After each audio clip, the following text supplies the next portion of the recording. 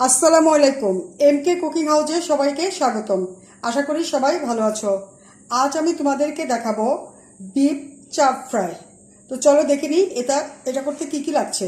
এখানে আমি 250 গ্রাম বিফ রান্না করে নিয়েছি, আর নিয়েছি এই বিফ রান্না করে যে গ্রেভিটা বের হয়েছে সেটা আমি ছেঁকে নিয়েছি।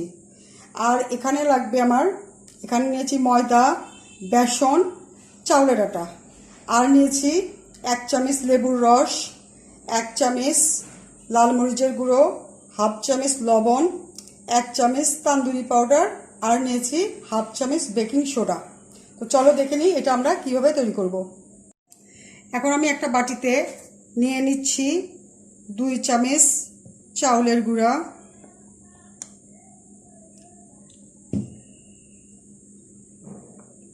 2 চামচ বেসন,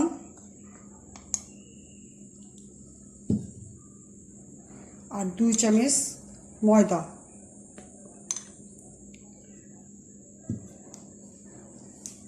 এর মধ্যে আমি দিয়ে দিব 1 চামচ তান্দুরি পাউডার,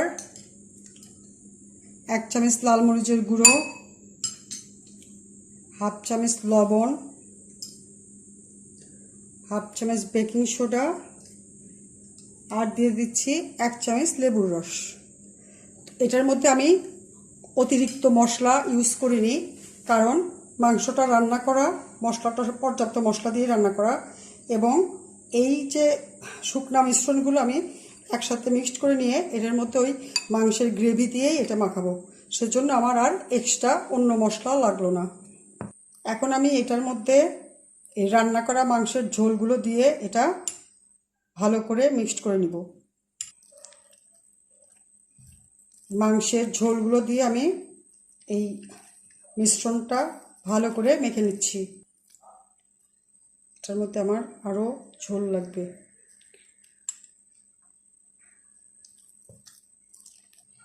আমার এই গ্রেভি দিয়ে আটা, ময়দা আর বেসনের গোলাটা তৈরি হয়ে গেল।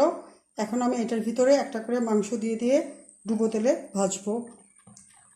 এই যে আমি এটা ডিপ তেলের মধ্যে চাপগুলো ওই গ্রেভির ভিতরে মিক্সড করে ভেজে নিয়েছি। এখন আমি এগুলো সার্ভিং ডিশে তুলে সার্ভ করব।